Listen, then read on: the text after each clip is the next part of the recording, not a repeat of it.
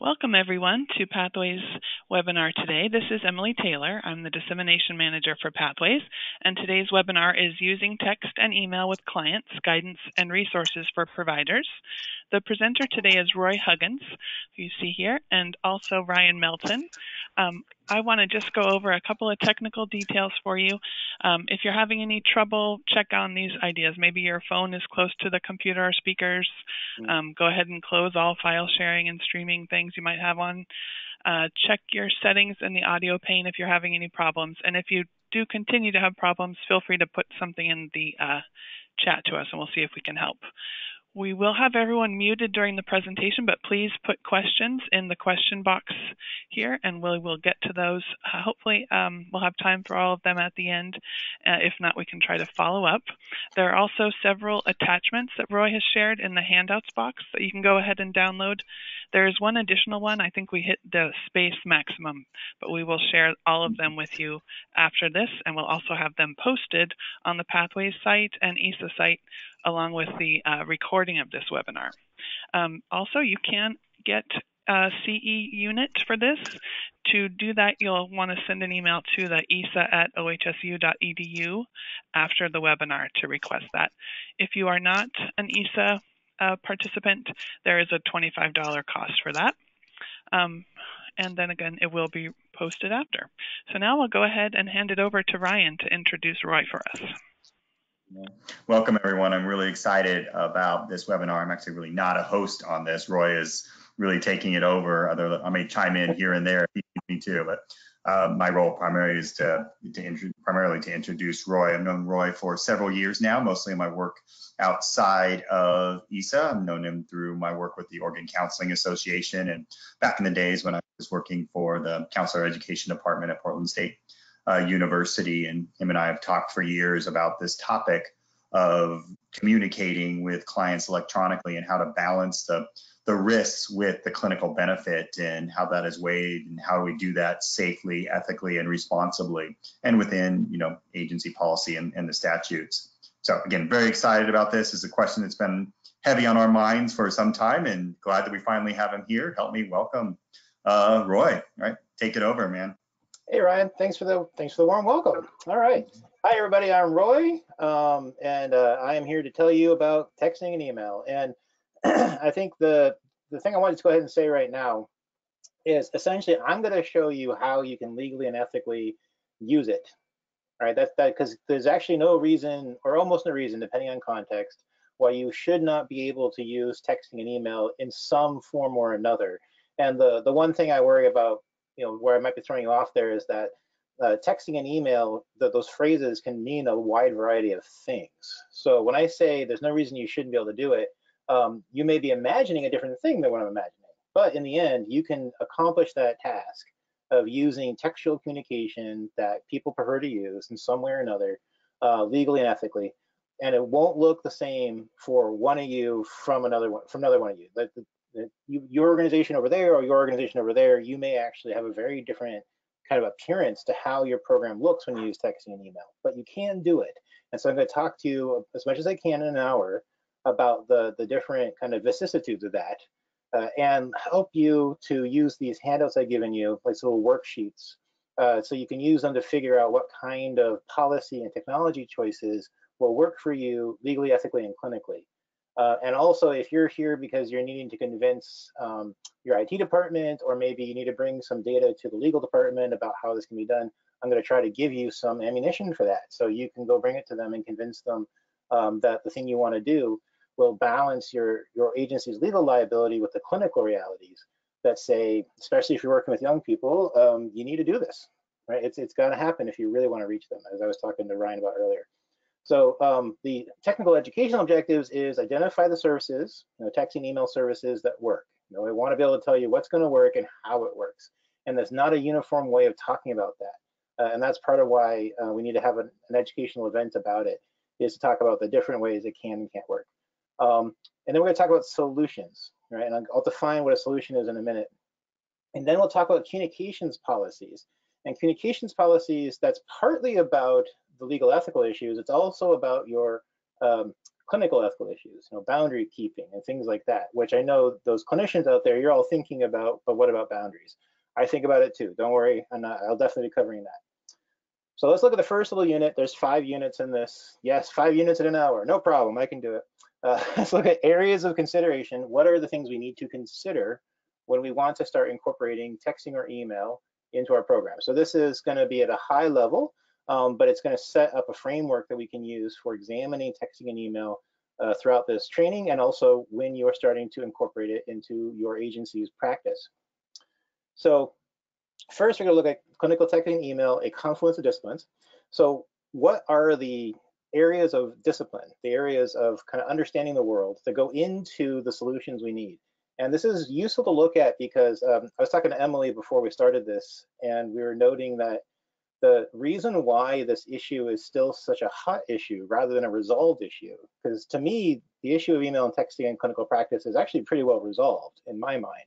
But the reason I think it's not for everybody is because there are all these 3 different areas of discipline involved in evaluating texting and email in clinical practice. And the 3 areas of discipline don't necessarily all communicate with each other. And that's not by anyone's fault. It's just the difficulties of all of us trying to come together and understand the same thing in the same way. So we've got the legal discipline, and they're usually thinking about liability, risk management, and compliance. Right? They're thinking we want to make sure we're complying with Hipaa or with state laws, or just in general, making sure we keep this agency out of liability trouble.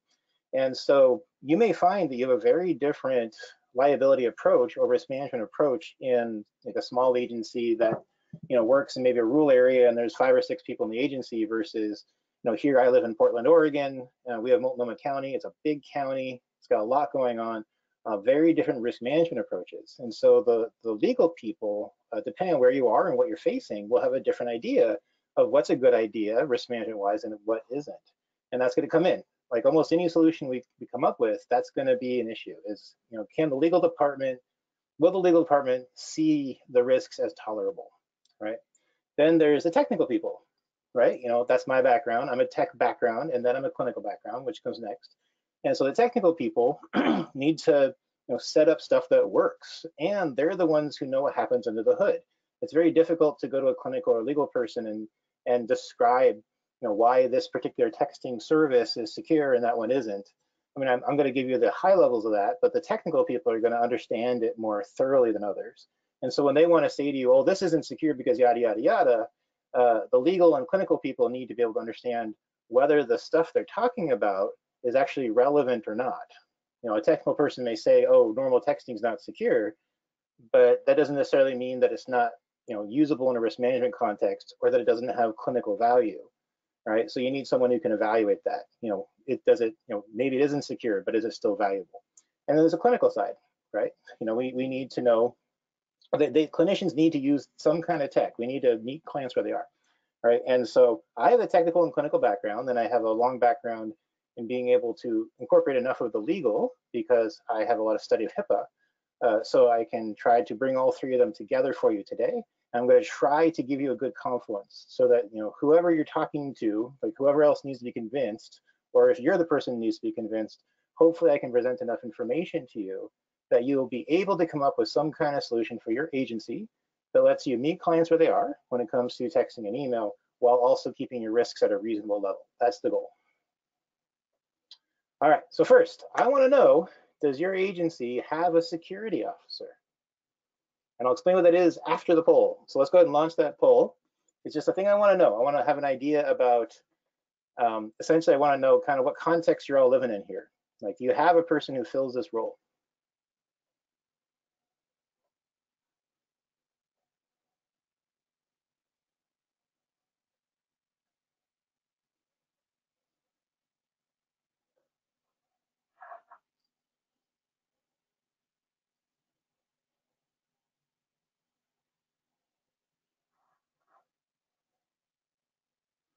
Alrighty.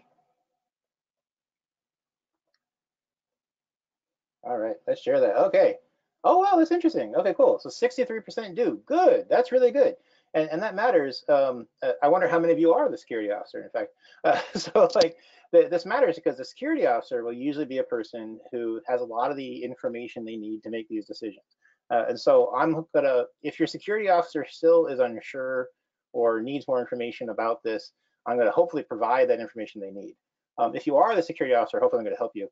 If you don't know if you have one, that's okay. It's not something clinicians always know. But the security officer is going to be the person in an agency who is in charge of primarily technical security. So they will usually have an information technology or information system background. They are not usually an attorney, and they're not usually a clinician. They're usually a technician. But they also, in addition to that, are often trained in what's called security and compliance, which is a discipline where you have mostly technical people who then learn a kind of limited set of like the legal discipline, but only in as far as they're learning how regulations work to keep security in check. So like, for example, a security officer would usually be familiar with Hipaa, but specifically Hipaa's security rule. They may also be familiar with other security regulations, but that's a whole other thing. So a security officer is often a member of a kind of pairing of the security officer and the privacy officer that are usually the big decision makers around these kinds of programs. And the security officer is usually the person who's kind of most in it, because they're the one who ultimately would make decisions around technical infrastructure, such as texting or email. And so that's why I'm curious if you have one, because if your agency has one, they're going to need to be the decision maker here. So you're probably going to need to convince them if you want to use texting or email. Okay, so what do we want to achieve with email and texting? Like, we want to communicate with clients in a medium where they're comfortable and open. And I was talking to Ryan just before we started about working with adolescents or young people who have psychosis. And we're talking about, what do you do if the person's symptoms are rising? And Ryan made the point of you need to get to them quickly. And if they don't answer the phone, what do you do, right? Well, what do young people do these days? They text, right? So it's one of those points where we can see a lot of reasons why there is a clinical need, not just clinical value, but clinical need to utilize this medium, to have a medium that the clients actually use and communicate with, and that if you actually reach out to them using that medium, they will respond. That's really essential, and that's why we find ourselves wanting to use email and texting. We want to use methods of contact that clients and their families actually respond to and use themselves. And this is a big part of why there's more responsiveness with email and texting, is that we all use those mediums. For example, one thing I'm going to talk about today is what's called patient portals. Many of our agencies will have a record system, like an online EHR system, that has a patient portal built into it. And the patient portal would be a thing where your clients have a login. They have an account and they can go log into the patient portal. And usually the purpose of a patient portal is twofold. One, so the client can get copies of their records, and maybe they can see after visit summaries or other things you might put in there for them to find, or they can use it to communicate with their clinicians. You can exchange secure messages. And one of the reasons why patient portals don't always have the best compliance from clients, in other words, they don't always use them the way clinicians want them to, is that the patient portal is not their email. It's not the client's email. It's not the client's texting. It's not their thing. It's not the bit that they hold in their hands all day and use for their communications. So it's not in their stream. It's not in their consciousness. It's outside of it. And then in addition to being outside of their consciousness, they have to go log into it, right? And so that creates an extra barrier. And so the compliance with using patient portals is not usually what we would like it to be for the purposes of open and constant communications with clients. Patient portals can be fine for occasional communication or for, say, sending records or other documents. These usually kind of one-time, high-risk things where we're okay doing a rigmarole. But when we're trying to openly communicate with clients in a stream and trying to be able to communicate with clients quickly, right, it just doesn't work. Like, very few clients will actually go for that. And so we need a different thing that they do use, and that's usually stuff they're used to, email and texting.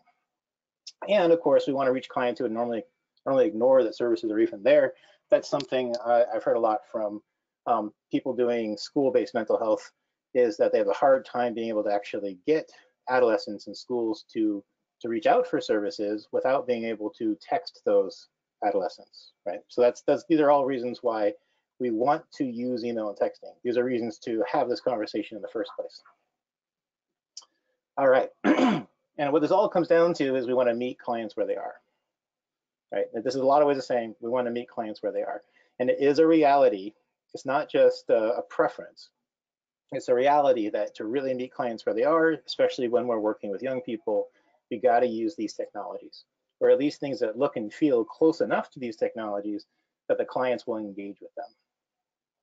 Okay, so we've established that. That's a parameter we want to look at. So how do we achieve our goals?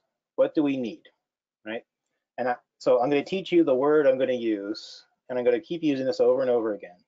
And I want you to start thinking in terms of this word as well, which is solutions, right? We need solutions which meet legal, ethical, and clinical standards. And so what is a solution? So a solution is a combination of service choices, and by service, I mean the company that provides the service. You know, there's a company that gives you your texting service or gives you your email service. We combine that with device choices. Like for example, I'm here holding up my iPhone. This is an example of a device we can use for email and texting, very handy. And then that's combined with policies. And the policies piece is usually where the magic happens, right? When we're thinking about text and email, we're often concerned about the services and the devices, and we should be, right? That's not wrong, but we often forget a lot of what we can do to really make it all work is policies. Policies are a big part of how we make the solution from the problem, right? So any solution we come up with is going to be a combination of these three things. What services are you using? What devices are the agency staff using?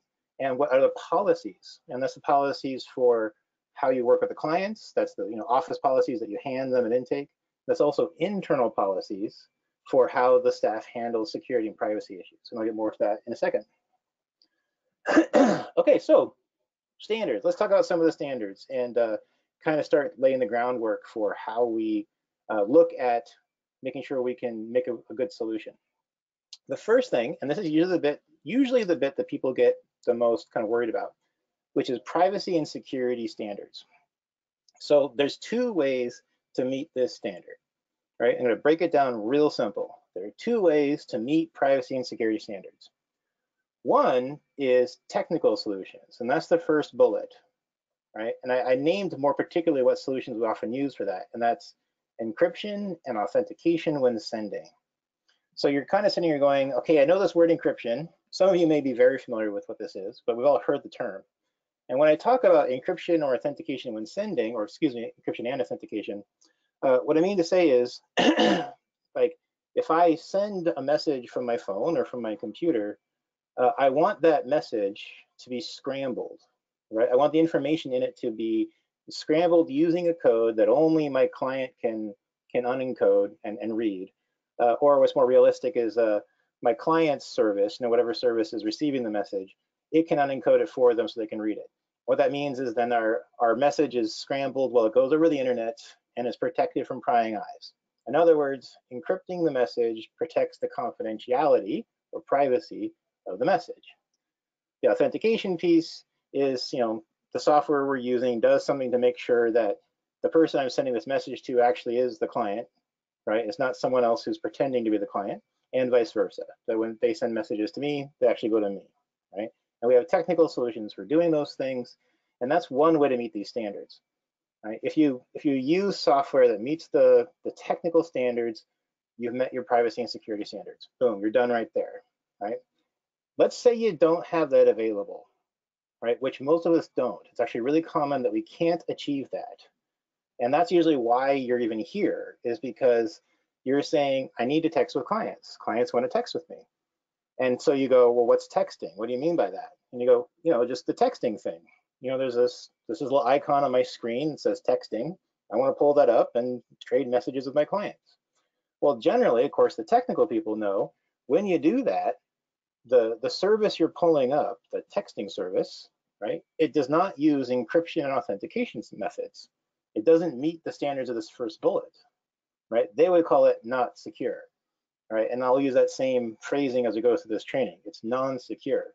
Specifically, if you're familiar with the term, it's SMS texting, which is not a secure form of texting, right? So when you do that, you're not meeting the first bullet.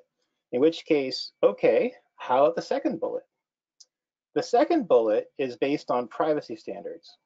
And it's based on the fact that HIPAA gives clients the right to make their own privacy decisions. And if the client, or if they're a minor, you probably want the guardian to make this decision, right? If the client says, I understand the risks, because you have to inform them of risks, and I'll tell you a little bit more about this process later. I understand the privacy risks of you sending me that text message. I know what they are. I'm okay with them. The technical language is, I accept those risks. All right, the client can say that and say, I want you to send me those unsecured text messages, knowing the privacy risks when I ask you to do that. The client can do that. And of course, you want to document the client made that decision and that you inform them of risks. And then HIPAA specifically allows for that to happen. All right, so that is the other way you can cover the privacy and security standard. Right? Either technically by encrypting and using authentication, all the cool technical stuff, or because the client says, I know it's not technically secured, but I want it anyways. Either thing covers the standard. Now, you may be sitting here going, well, the second bullet sounds like it's got some problems. It sounds fraught, right? It is a little fraught, and I'll give some examples of how it's fraught in a later slides. We'll talk more about that. But ultimately, you will find that many clients do want that. You know, they understand that there isn't this technical security and they still want the messages. So it's useful for us to be aware that the second bullet is a way, a legal way, that you can meet the privacy and security standards. Okay, more on that later. Second piece, and this is the bit that often gets confusing for people. The other standard you need to meet is the relationship for the service provider. And if you're familiar with HIPAA, what I'm talking about is business associate agreements. All right, so those who don't know this one, let me explain. Okay, I'm using my iPhone. I got out my texting. When I text on my iPhone, there is a company providing that texting service. Like there's some company out there that is my texting company. In my case, with this phone, it's AT&T. Now, AT&T provides the phone service for this particular iPhone that I'm holding up, right? And so when I send a text or receive a text, the service provider behind that texting is AT&T, right? And so when I say I need to have an appropriate service provider relationship, what I mean is AT&T and I have to have agreements, right? I can't just go use AT&T to like send all this client information. You know, I'm just using AT&T to like ferry a bunch of private client information about therapy timing, about therapy content, all kinds of stuff like that. And AT&T hasn't agreed that they're going to keep that confidential. You know, they haven't said to me, yeah, I'll keep that private, and we know how to keep that private. So I don't have an appropriate service provider relationship because I haven't gotten that agreement from AT&T. Under HIPAA, that agreement is called a business associate agreement. It's called a business associate agreement. For HIPAA, that's the only thing you can do to meet this standard. That's the only thing HIPAA allows for that. So in order for any texting or email solution to work under HIPAA, you have to have a business associate agreement with the company that provides your email or texting service. And this is the bit where I think there's a lot of confusion and why I wanted to separate these two standards. This has nothing to do with the privacy or security standards, right? If the clients are telling you, oh yeah, I know the email is not secure, or I know the texting is not secure, I want you to send it anyways, you still have to have business associate agreements with your provider, right? The fact that the client wants the non-secure stuff is a separate standard, right? The business associate agreement is for this standard, you know, the relationship standard. Under HIPAA, that's called the business associate rule. Now, your agency may not be under HIPAA, right? Like there's quite a few state or county agencies that aren't HIPAA covered entities, but I'll tell you right now, it is a general standard in the world of security that you need these agreements, right? So you may not call it a business associate agreement. You may have a different standard for that. Your state or county may have its own way of vetting vendors to be okay for handling client information or for handling agency information. I would say you at least want to have whatever that is in place. Like I know here in Oregon, the various rehab agencies need to get, they call it an RFP contract. I mean, RFP means request for proposal, but I think in the process of doing those requests for proposal from vendors, these state agencies get a contract from the vendor where they guarantee privacy. And so the state agencies are required to have that contract with any vendor. If you're not a HIPAA covered entity, that kind of contract is your equivalent to the business associate agreement. But if you're under HIPAA, it has to be the BAA. It can't be anything else. And of course, the third thing, and this is the bit we often forget as clinicians, is record maintenance and access. So we got to keep records, and emails and texts are records, right? So we got to keep them. And so whatever solution we use in our agency, it has to be able to retain the messages we're exchanging with the clients. Now, I'm not saying it has to be retained in any particular way. Like, there's lots of ways that can happen, but it has to do two things. One, it has to make sure it doesn't miss messages. Like, it can't lose messages. It's got to make sure to retain everything. And two, those messages need to be accessible to the agency administrators. And the reason for that is the administrators need to be able to get to that information in case the client wants a release of their records, or there's an audit of records, or just if the clinician who made those messages leaves the agency, the messages that they exchange with clients can't be with them. All right, it's very important that all of that record stuff stays with the agency. So whatever solution you come up with needs to be able to retain records, and it needs to be able to retain them in a place where administrators can access them permanently, or at least until you're allowed to destroy all the old records. All right, so here's what we got. We've got privacy and security up here. You can do that through technical measures, like using a secure app of some kind, or that can be met because the client says, yeah, I know it's not secure, I want it anyways, that's my privacy choice. I get to do that, I get to accept that risk. And you need the relationship. Now, you need an agreement between the agency and whatever service provider is giving you your texting or email. And you need to be able to maintain the availability of the messages, right? Whatever that means. Those are the standards you gotta meet in your solution. These are musts, you can't avoid them. Now, these are solutions, these are things that your solution should consider. Now, the reason I say the difference between should consider and must meet is that with should consider, there are ways you can potentially kind of address all these issues that are on here without necessarily addressing them directly. There may be a reason why you'll like let certain things go in favor of other considerations. Like, for example, you may need to take some risks with the things on this list in order to be able to meet clients where they are and deliver services appropriately, in which case you may go ahead and forego something on this list. You cannot forego things on this other list. Like the must list, you cannot forego, you gotta meet them. This should list are all things you should strongly consider, right? And so these are, if you look at this, you'll see this gets into kind of the realm of things that are more ethical, have more to do with professionalism, right? And so one is client safety standards. So let's say I got a good solution that meets privacy standards, and I've got my business associate agreement with the provider and all this kind of stuff, and I got good like message retention systems from my agency, and I go and I text my client, and they get a text on their phone, and they live with an abuser, right? And that abuser makes them like open up their phone and show them messages and all kinds of stuff like that. And so the abuser says, hey, you just got a text, who is that from? And they show the abuser, and they see it's from Roy Huggins, this counselor who's working with them on mental health issues, right? Possibly getting away from an abuser, right? At which point now we've got trouble. Like, that's unsafe for the client. And the reason this is not in the musts, this must slide, the reason it's not there is that HIPAA doesn't actually care about that. And I'm saying that in a very harsh way, but it's true.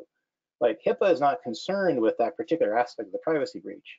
Once the message reaches the client, HIPAA's hands are off. Like, you've done your HIPAA responsibility. And I wanted to say this because when you go and look for vendors, when you go look for service providers that you want to make this relationship with, they're going to ascribe to you their methods of keeping you HIPAA compliant in the context of, say, getting the message securely to the client's phone. But once it's there, they're done. Hands are clean, right? Because you've met your HIPAA requirements, and that's what they're going to talk to you about. But they're not necessarily going to talk to you about what happens after. And so you probably want to have an awareness that it could potentially still be dangerous for the client, even if you are actually meeting HIPAA standards, right? So this is the thing you just want to make sure you're aware of. And I see that we're doing good? Yeah, we're doing good. Okay, cool. All right. And then of course, be aware that if a client gives you an email address that is attached to their school or their work, the employers and the school administrators can see their messages. This is sometimes a lower risk consideration than, say, like dangers in the person's life. But certainly, here I'm in Portland, Oregon. If a client gives me an email address at like Nike or Intel, I'm going to tell them, are you really sure you want Nike or Intel managers to, if they were to look, see that you're exchanging emails with a counselor? Some people say it's fine, I don't care. Others say, hey, wait, let me use my personal email instead. I say, yeah, that's a good idea. Yeah. Then there's clinical boundary standards. One of the challenges of texting and email is that your client is always right there, right in your phone, and your phone is always with you. It occurs to me the only time my phone is not with me is if I'm in the shower. Otherwise, I got this thing with me. And that means clients can be there too if I don't establish good boundary policies. Boundary making policies become pretty important there. Now, exactly what's in my boundary making policy depends a lot on what I do and who I work with. In my case, I work in a private practice. My clients don't really need this constant contact with me, so the boundaries are pretty limited, or they limit what we can do. During my normal work hours, I will go ahead and note when they've texted me using my secure texting solution, which I have, and I will respond to them in those work hours. Now, I was just talking to Ryan earlier about how, when ESA is, when he's doing consultation with people under ESA, and they're talking about, realizing that they're getting a message from someone indicating that their symptoms are rising, they need to talk to them immediately, right? So the boundaries are different, right? So what is a healthy boundary depends on what the client needs clinically, right? But it's a good idea to consciously and preemptively decide what kind of boundary setting you're going to do and agree on it ahead of time with the client in your communications policies. And so these are those standards you want to look at, like, what do we text about? What do we talk about when we text, right? And I'm thinking about, say, DBT, for example. Like in DBT, I know that when you're doing the check-ins with the therapist in between skills training and in between sessions, usually the therapist and client will actually contract about what they talk about, right? So you might want to do that with your clients when it comes to texting. In my case, it's in my policy with my clients that we use our texting just for scheduling purposes, and that's it, right? Because in my practice, there isn't really a clinical need for anything else. And so I like to keep it limited that way. Depending on what you're doing with clients, you may need to go further. And so you probably want to still set what the boundary is or define it with the clients and put it in your communications policies. And that's what we're talking about here. And then, of course, this is kind of an aside, but I don't want to leave it unsaid. There's telehealth standards. And the reason I bring that up is because the more you're doing clinical work by texting or email, the more likely you are doing telehealth. Now, depending on the state you're in, that may or may not really matter. But for some states, they actually have extra laws or standards for telehealth, right? So probably if you're going to start using email or texting with clients to do anything beyond just managing logistics like scheduling, you probably want to make sure you are familiar with the telehealth laws of the state and ensure that you're complying with those, right? If you're going to do email or texting. But I can't tell you what they are because it varies way too much. Hey, Ryan, how are we doing on questions? You're doing great because I'm not seeing any. So well, I must be teaching perfectly. You must be teaching perfectly. Okay, that is my reasonable conclusion. Okay. All right, next thing. Okay. All right, cool. All right, that's unit 1. That's what we're looking at. The rest of this is going to follow from that. So let's move on. Okay, what are texting and email solutions? What are we talking about? Okay, here's a bunch of ethics code quotes. This is how we know as an ethics training, we have ethics code quotes. But what these quotes are about is about the idea of transmissions, right? All of these quotes from ethics codes relate to ethical standards for sending information over the internet, right? You'll note the APA quote doesn't specifically talk about transmissions, but this is from the preamble, and it talks about how psychologists have this obligation for data that is obtained through or stored in quote unquote any medium. And that's actually really relevant as the APA has stated, because the idea of putting that in the preamble is to indicate like nothing about the APA Code of Ethics is limited to in-person contact or to paper documents. Like it's also extended to confidentiality of things on the internet, right? So we can infer from that that when you're sending data over the internet, all of your ethical mandates are still there, which of course is true for all the other codes of ethics, but the other codes tend to be more specific about transmissions. Roy? Yeah. We did have one question come in that you might want to address right away. Yeah. We had someone wondering about what you meant on the keeping records of text messages. Will you cover that more later, or should we have you address it now? I actually am going to cover a little more about like what that is. Okay. Although it's I will say it's essentially, because the person may be concerned about like how much you have to retain. By default, you should consider that you need to retain everything. And I'll get more into that in a second, but I figure I'll at least cover that part of the question right now. Okay, and then here is the Hipaa standard about transmission security. This is one of several standards in Hipaa security rule.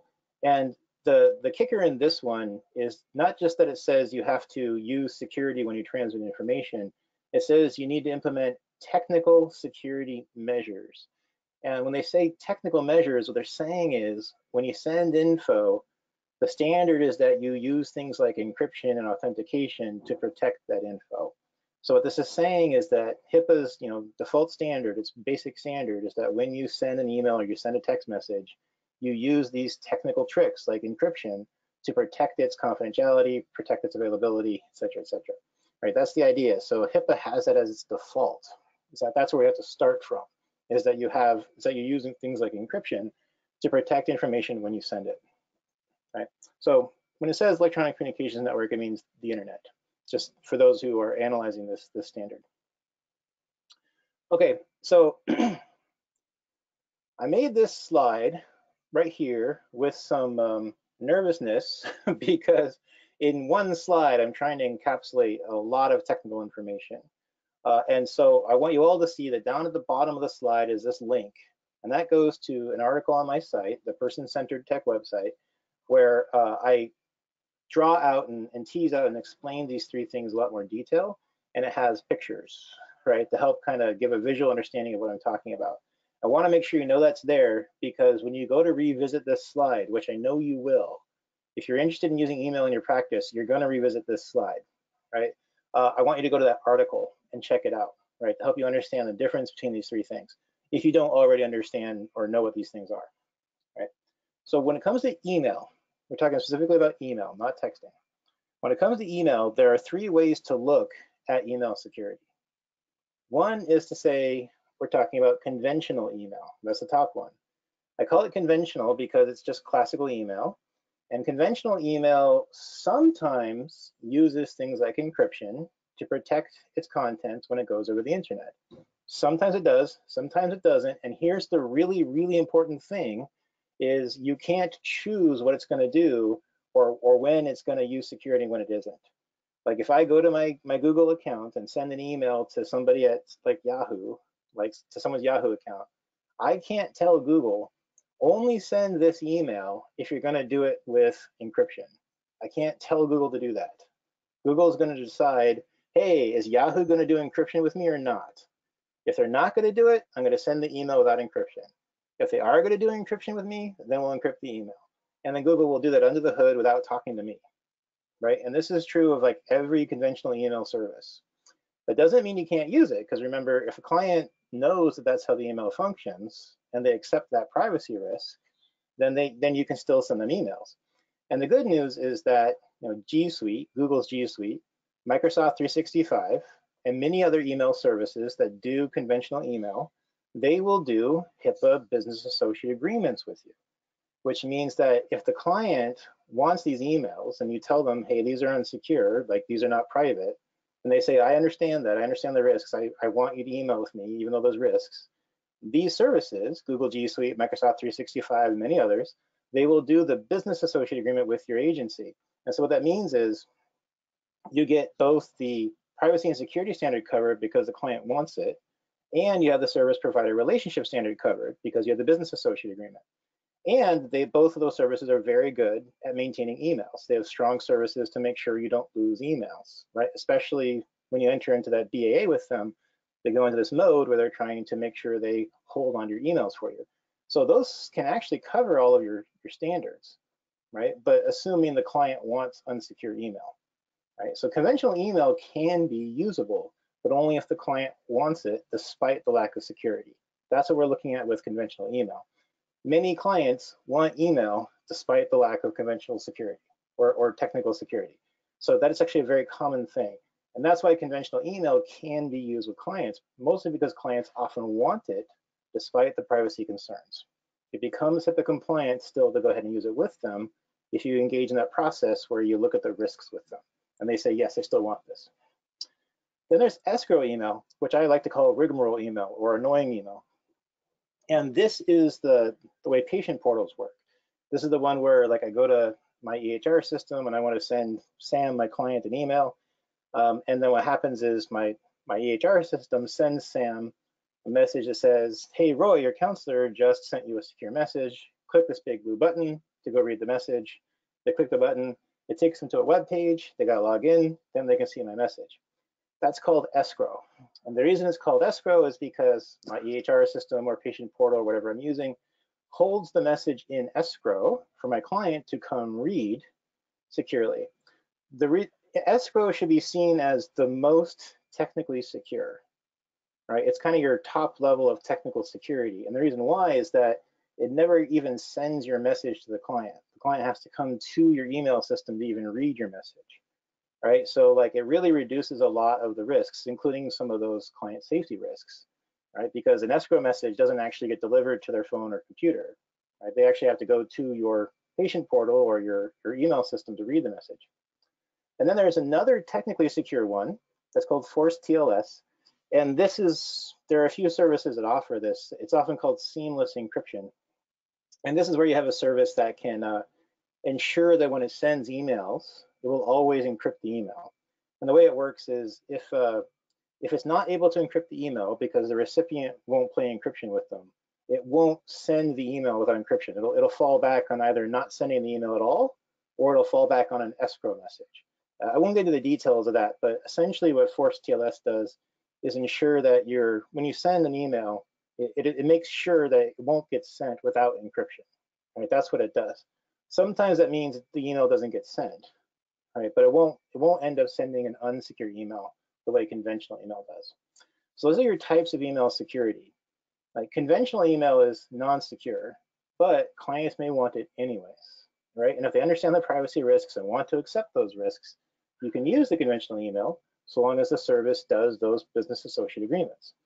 Escrow and forced TLS would give you the technical security you need that doesn't require the client to accept risks, right? The idea is the risks are covered by the technical security, but you still need business associate agreements. It's still necessary.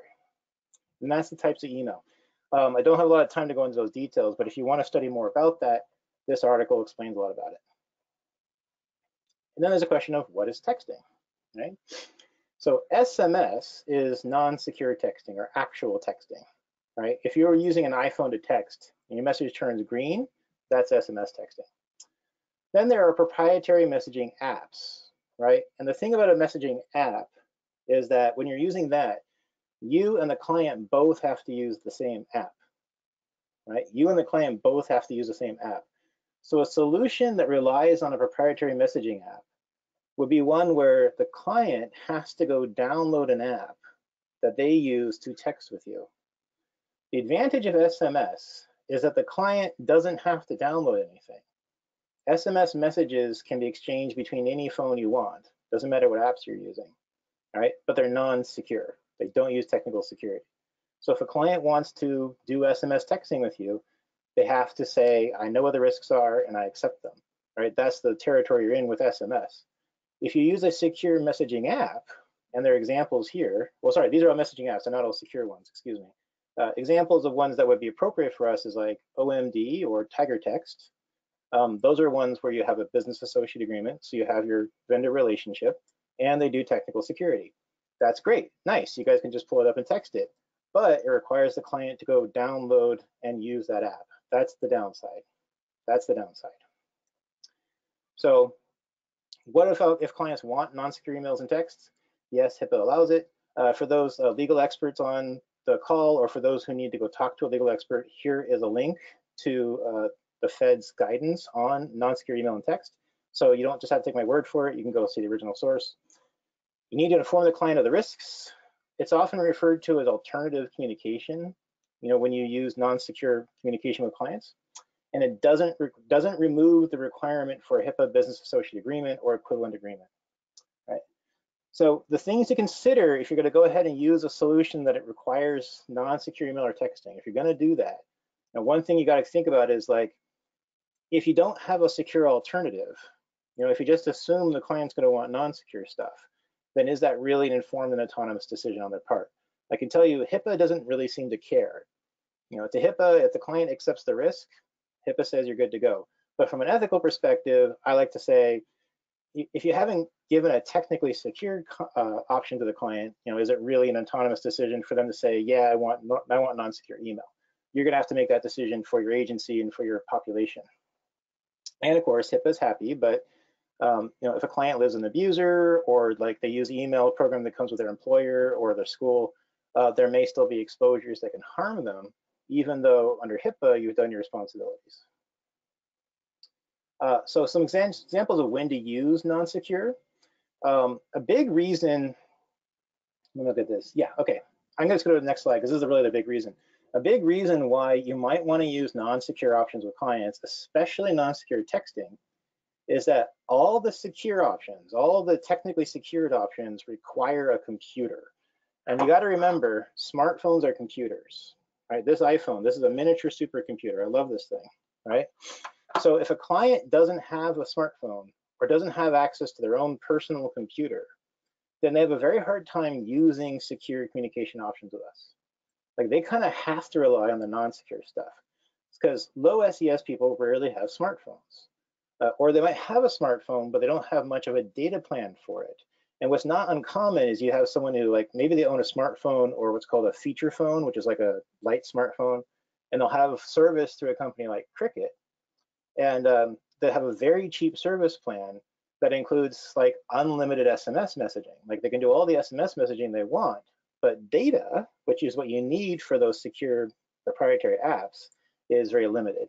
So if you're working with a low SES population, it's almost guaranteed that you end up having to rely on non-secure communications, especially SMS. So this is one of those points where you might look at your solution and go, we have to figure out a solution that relies on non-secure communication. And what that means is we have to rely on the client to accept the privacy risks. And if they aren't acceptable to the client or they aren't safe for the client, you have to opt out of texting, right? Or maybe opt out of email. But for a lot of those clients, they're happy to be able to do that communication. SMS communication is kind of their norm. And so they often are usually very accustomed to the fact that their privacy is a little bit compromised by that fact. All right. What would you want to use in your client population? Which of these would you want to use? Let's do a poll real quick.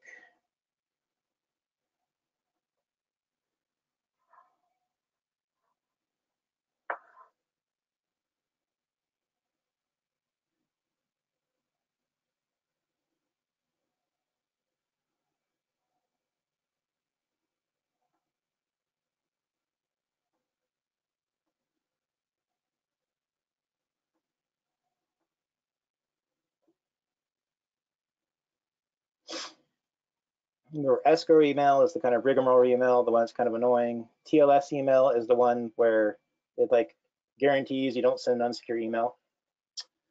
Yeah, check that out. Okay, I see a lot of desire for texting and a lot of desire for SMS.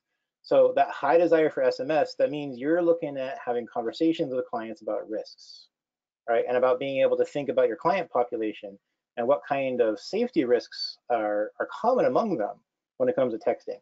That's what you're going to want to do. That's going to be a big part of your solution building. But it is a viable solution. For a lot of clients, it is possible for you to do that. Right? You just need to use a phone service provider that will do a business associate agreement and will give you the ability to do SMS. And there's quite a few options for that. Okay, so about documenting texts and emails, right? HIPAA requires that we protect the availability of protected health information. And all of those texts and emails we're exchanging with clients, those are protected health information.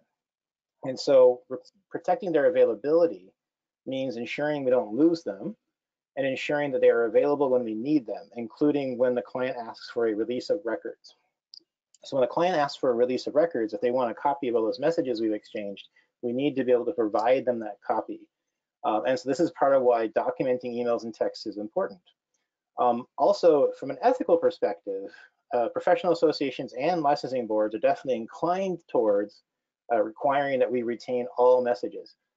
My fellow NCCs, National Certified Counselors under NVCC, the NVCC Code of Ethics does require that we retain all messages, 100% of them, just so you know, and it's very explicit in that Code of Ethics. Of course, courts may subpoena emails and text messages, and that's one of the reasons why, depending on what your agency, what the agency's relationship to the courts is, you may have a higher or lower need to retain everything. And very importantly, clients need to be informed that emails and texts are in their record. Now, these are all, often these things about needing to retain emails and texts, these are often a surprise to us because emails and texts, especially texts, often feel like ephemeral communications. Like they don't feel like the kinds of things we need to document. Clients often don't feel that way either, which is why it's good to make sure that you tell them in their intake paperwork that the messages you're exchanging are in their record, right? That those are discoverable. You know, if you do a release of records, they're all going to be in there, or they may all be in there. They don't have to be. But like, you know, if there's a court subpoena for the records, they might include all these messages. The client should make, you should make sure the client knows that, because clients won't assume that. So some retention strategies is to use services that just hold on to all the messages for you, right? Just ensure that the service has the message and it's always there and available when you need it. That's one thing. Another, if you have to do your own manual retention, like if you have to like take your emails and texts and move them from your phone or your computer over to the record, one thing you can do is like, if you have your EHR system and it has an app on your phone, like you can go to your texting app, copy the message, and then go open your EHR app and paste it into the client's record in the EHR app, right? That's one strategy for retaining, especially text messages, but that can be used for emails too. If you want to print, you can use like a wireless printer to print from a phone. Like some phones can connect to wireless printers and print. And very importantly, I've heard a lot of presenters tell people to take a screenshot of text messages and then email the screenshot to themselves. I don't recommend you do that, right? Be careful about taking something that's private and then emailing it, because email is conventional, right? It's not always secure. If you know that your email system will be secure when you do that, then that can work. But as a general piece of advice, I find that to be potentially dangerous. Okay, that's the documenting. I hope I answered that question. And then boundaries and professionalism, right? It's important to think, like, how does mobile textual communication affect boundaries, right? You're always on, right? Do you want clients to be able to communicate with you at any time? For somebody, the answer is yes. For the others, the answer is no. And if they can communicate with you at any time, what should they be talking about? For me, I do want clients to be able to reach me at any time, but I don't want to respond at any time. And I mostly only want it to be about scheduling. Maybe if they want to ask, like, what was that book you told me about? I want to say, oh, it's this book, right? Or answer a question or something. That's about the extent that I want to go to. For some of you, you may be seeing the texting or email as a clinical lifeline, in which case your boundaries are much bigger. And so a big thing that comes up in these boundary considerations is how quickly should you respond to client inquiries? And this actually comes up a lot in telehealth standards and in codes of ethics, that you really need to decide on an official turnaround time when clients send you messages. You know, you want to say something like, I will respond to your messages within 24 business hours or within 48 business hours. For some of you, the turnaround time might be as fast as I can, depending on what you're using texting for. All right, but you want to make sure you have an idea of what that is. What is the turnaround time? And you should put it in your policies. So one thing to consider here is you want to, as an agency or as an individual clinician, depending on how you're working, you really want to lay out very purposefully what reasonable boundaries are for you and your particular client population, because not everyone agrees on what reasonable boundaries in texting are. This is a great little meme from Whispers where someone says, I hate being left on red when texting someone. If you're not familiar with what that means, left on red means that, you know, we're using a texting app. This would be a messaging app, and I text my client texts me, and so I read their message, on their end, their phone will show them that I read their message. They know I read it. They know I saw their message, and I haven't replied yet, right? For some people, that's very anxiety-inducing, right? And they expect a fast response. And others find that perfectly normal. Others would say, Roy's going to respond when he does. It's not a big deal, right? So you want to set ahead of time what the expectations there are. Because if you don't, clients can feel harmed. A client may actually feel like they've had their therapeutic alliance broken or damaged if they see that you read their message and haven't responded, unless you've set with them that I respond this fast, right? I don't immediately respond. If you actually have an open communication with them about that, you're less likely to create a rupture when you respond to their texts in your time, right? So it's very good to talk with clients and to plan ahead with clients about what kind of expectations to have when you email or text, because you're really trying to head off a boundary or a therapeutic alliance rupture, before it happens. Okay, quick question, quick poll. Do you want to do the poll, Emily, or do you want to? I will do it right now. Maybe while we do that, I can give you some of the excellent questions that have come in since we're getting that close good. to time. Yeah. Okay, so this is, have you ever had a client get up? All right, here we go. So one question we had was regarding working with minors. What's your responsibility when working with a young person not of legal age when you are considering security of text and email? I don't see it as different. However, I'm trying to think about if state laws might have a different thing. I think because the word security refers to how I set up my tech in order to maintain privacy. So in that case, I don't see it as any different. Now, privacy is different because privacy relates to things like access to records. And you get into real complicated questions when you ask things like, if a step parent of a minor client says they want to see the text you've been exchanging with that child, do they have the right to demand, or do they have the right to get access to those messages? And I can't answer that because it's going to depend on your state laws. And I actually have a family attorney talk to my ethics class every year about those things, and it seems to change every year. So that's a bit where there are special considerations, because you need to know ahead of time, probably with each kid, who in their life has a right of access to the messages you're exchanging. And based on that, you may or may not want to, mitigate what you guys talk about, or at least talk to the kid about hey, so-and-so, if they say they want to see these messages, I have to show them. You might want to talk to them about that ahead of time. Great. I closed the poll. You can see the results now. Yeah. Every client get upset. Yeah, 28% said it was fine. So almost half of you have had that happen, right? Check that out. For those of you, for the half of you who've never had it come up, 48%, 59, well, these numbers don't, oh, there's multiple answers, right? Of course, it's 48% of you have had this happen, right? It's actually really common. And this is why it's actually in ethics codes that in your intake, in your form of consent, you should tell people what kind of turnaround time to expect. Okay. All right, cool. Let's go ahead and move on. So, Roy, we have just a couple of minutes left. I know you have another section you haven't gone through, and we have other questions.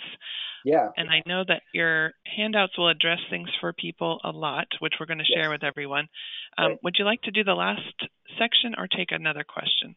I actually would like to just look real quick at the last section.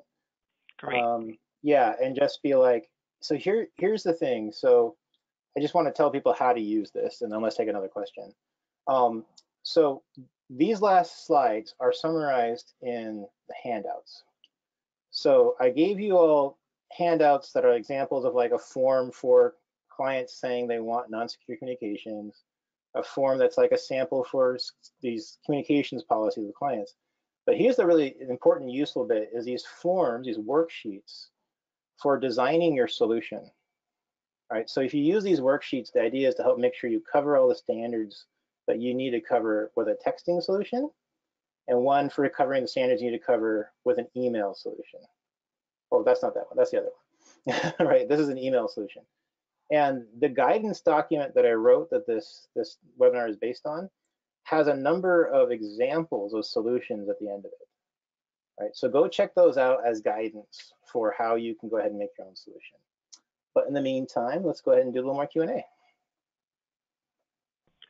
Okay, great. So there are several questions about the details about managing the messaging and storing it. It's hard to know which one to pick, but Okay. regarding appointment reminders sent via text, SMS, can the SMS reminder for that initial intake appointment be sent if they have provided verbal consent during initial contact? Additionally, I have seen some information that suggests a client needs to opt in to get texts. Yeah, well, yes, the opting in is an important part of accepting non-secure communications. The thing you'll find is that HIPAA, when it talks about this, doesn't actually define any particular thing you have to get from clients. Like, for example, it doesn't say they have to sign a document. However, that is why the question really is one for the attorney at your agency, because the question is not what the law says. The question is what the agency will accept in terms of risk management. Like, will the agency accept a person's verbal assurance that they want the SMS message? Because a lot of attorneys will say no. They'll say no, they want it in writing. But depending on the various risk management considerations, your agency's attorney may say, yeah, go ahead. But it is really down to them because HIPAA leaves it open. Okay. There were several questions related to how you record and keep the records of text and email messages. Do you need them verbatim? Is it a higher standard than phone calls? It is a higher standard than phone calls because they're in a textual format, right? Because like you'll find that there's a number of circumstances where you need the full verbatim original text. And actually the NBCC Code of Ethics actually states that we do need to take the verbatim text. So once again, you'd want to look to the legal counsel for exactly what level they really want you to do. Because, for example, if the agency ends up having records subpoenaed by court a lot, they're going to want like the original, like everything from those original messages. That's good. They're going to want to make sure you have that. In terms of record keeping, you do want to have the full message. Like summarizing an exchange by text or email won't be sufficient. Got it. Well, at that point, we are officially past the hour. I know there's a lot of other questions we didn't get to. We'll hope that they're addressed by all of your resources you've provided. If not, people, please get in touch with us and we can refer you to Roy directly. Thank you, Roy, so much for this presentation. Yeah, absolutely. And thank you, everyone, for joining us today. Yeah, right on. Thanks, everybody. Bye-bye.